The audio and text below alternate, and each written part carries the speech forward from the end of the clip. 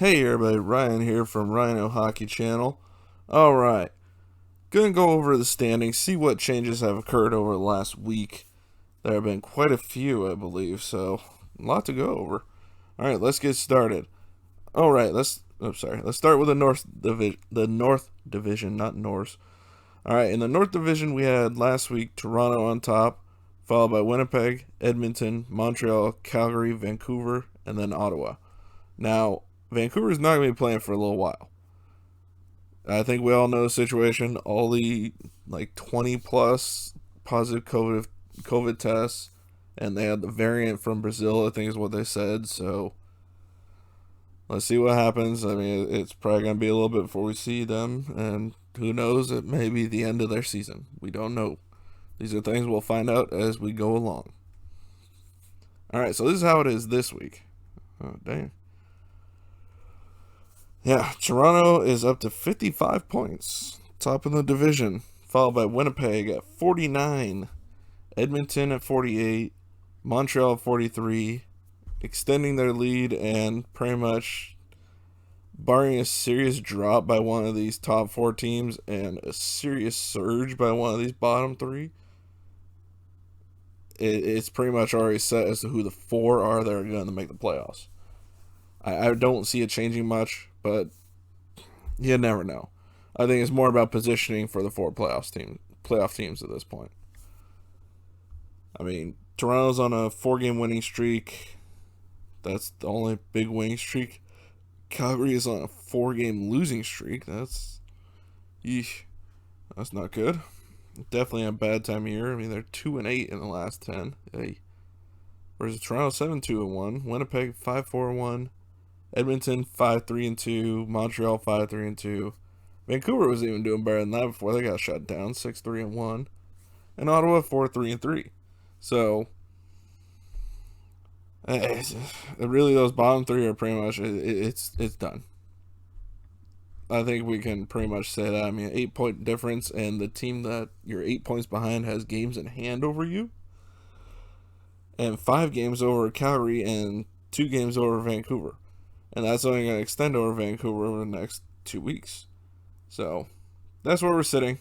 So, there's your North Division. Probably not going to be a whole lot of change. Maybe a little bit of movement in the positioning, but that's about it. Alright, last week in the East Division, we had Washington with 50, Islanders with 48, Pittsburgh with 46, Boston 39, Philadelphia 36, New York Rangers 34, then New Jersey 30, and Buffalo, still in the midst of their losing streak last week, 16 points.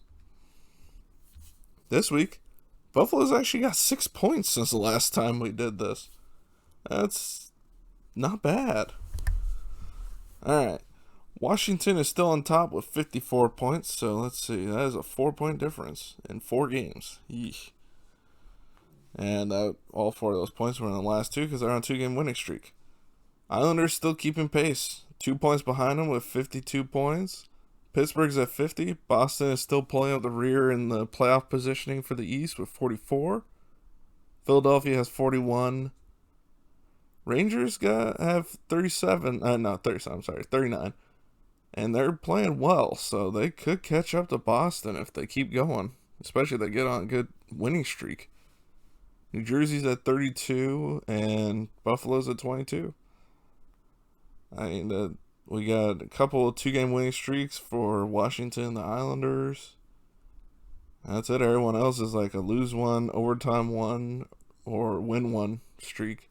So, and most of them have mostly mediocre numbers. I mean, Rangers 6-3-1. Same with Pittsburgh. Islanders 6-4, and Washington 7-3. Philly 4-4-2. Boston 5-3-2, and New Jersey 4-4-2. So really, this one is one of the few divisions where the top 4 are not pretty much set. This one is still up for grabs, really. I mean, Philly could go on a streak, Boston could go on a losing streak, and boom. It could also be the Rangers who go on the winning streak, and the other 2 go on losing streaks, and boom. New York Rangers slip in. Pittsburgh's overperforming from what I thought they would do. I thought they'd make the playoffs, but I thought they'd have a little bit more struggles than they have. Islanders have not shown any real issues since losing Anders Lee. I'm kind of surprised by this. Your top goal scorer, your captain, that's a big loss. So, but they're handling it pretty damn well, aren't they? All right. And Buffalo's playing for pride at this point, and they got out of that, 19-game losing streak or 18-game? They got out of it, and they've got more points since. So, there you go. All right, Central Division. Last week we had Tampa, followed by Carolina, Florida, Nashville, Chicago, Columbus, Dallas, and Detroit. This week, not a whole lot of change. Florida's at the top at 56 points. I believe they are tied with... No, actually, Florida is your top team in the league, 56 points. I take that back. This video is done a day late. I had to take a break over the weekend because there was a lot of family I was around. So, was careful with everything and just did not have time. So, I'm doing this on Monday instead of Sunday, so it's one more day than usual. This is after all the games on Monday, the 5th of April. All right. But Florida is your top team with 56 points, followed by Tampa, only 2 points back, with a game in hand.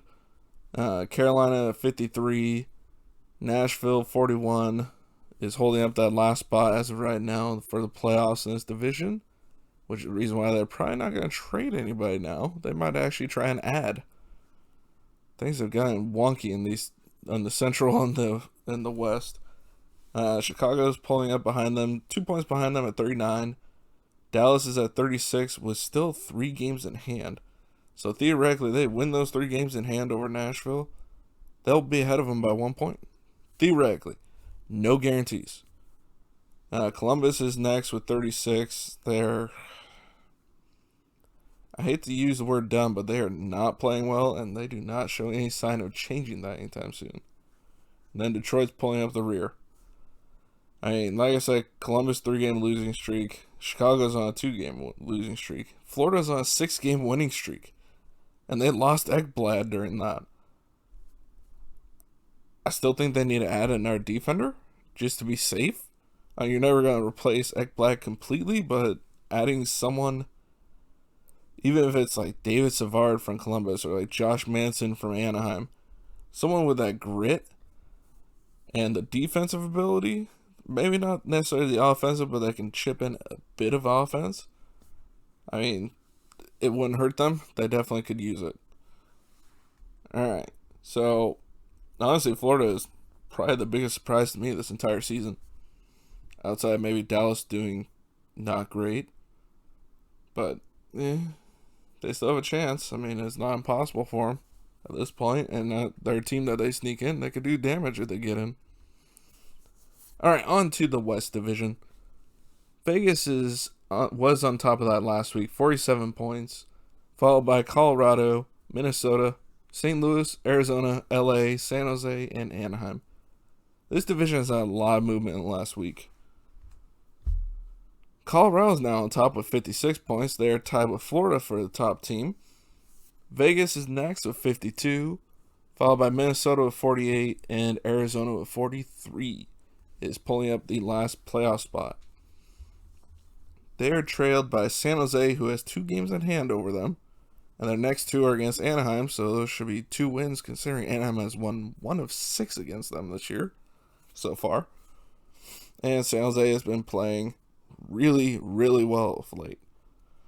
So, with the games in hand, if those 2 games are wins, that puts them 1 point behind Arizona. That is how close we are right now. Theoretically. As of right now, they are 5 points behind. St. Louis is also 5 points behind, but only 1 game in hand, and they look like they've given up, honestly. I don't know what's going on with that team, but they do not look at any point at this time cohesive in any way. They're on a 3-game losing streak. LA's on a 3-game losing streak. San Jose's on a 4-game winning streak. Arizona's on a 3-game winning streak, and Colorado's on a 5-game winning streak. Colorado has not lost in regulation in the last 10, 8-0-2. Arizona 7-2-1. Vegas and Minnesota 5-4-1. San Jose 6-3-1. St. Louis 2-7-1. LA 3-7, and Anaheim 3-6-1. So St. Louis has not done well. They're doing worse than Anaheim, the bottom team of the division, last 10. Now, granted, there are ebbs and flows in the season, but they're doing it at the worst possible time. Anaheim, I think, is accepted. I mean, for God's sake, they sent Trevor Zegras down to the minors to work on being a center again. It's like, what's the difference sending him down compared to keeping him up? There's going to be no difference. Honestly, he'll probably get more points and... Well, not more. Well, he'll get more points in the AHL, but... Honestly, I think he'll do better experience-wise going up against professionals. So, not that the AHL isn't professionals, but going up against those he'll actually be playing against. So, that's my personal opinion, but that's just how it is. That team is also a -43 in differential. Gosh. That is such a terrible stat.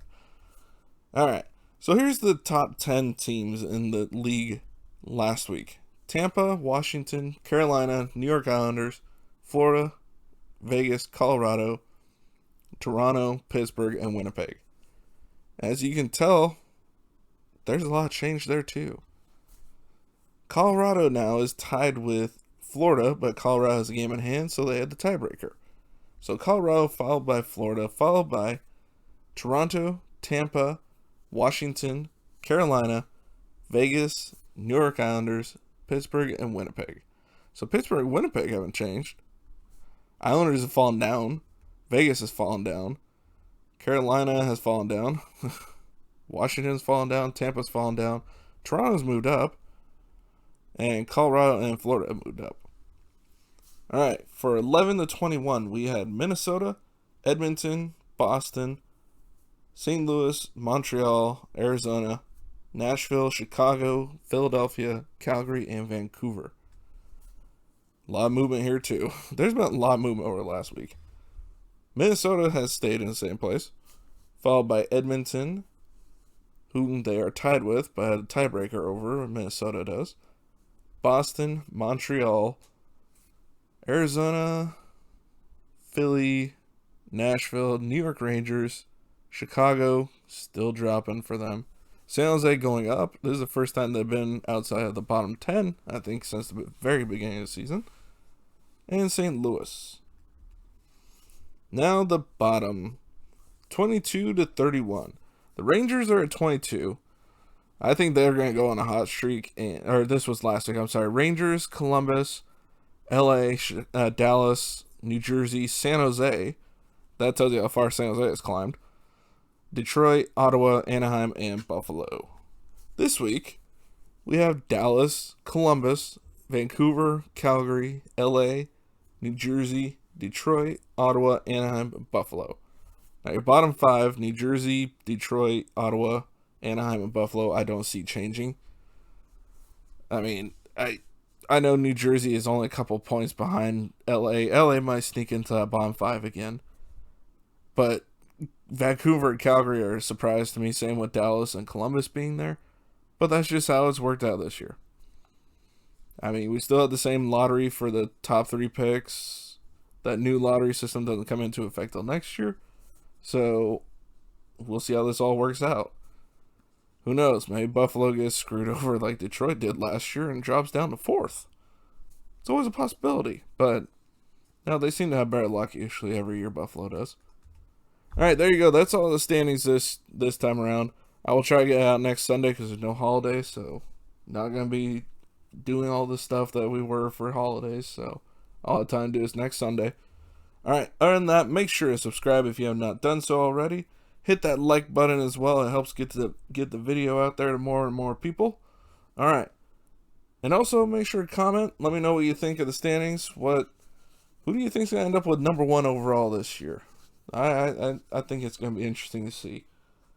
And see who gets picked number 1 overall. I think generally it's considered to be Owen Power at this point, but a lot of these kids, nobody's seen play this year. This is going to be a weird draft.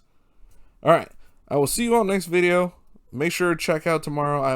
I am hoping to be finished and dropping a video about the trade deadline. So make sure to keep an eye out for that. All right. Other than that, bye, everybody.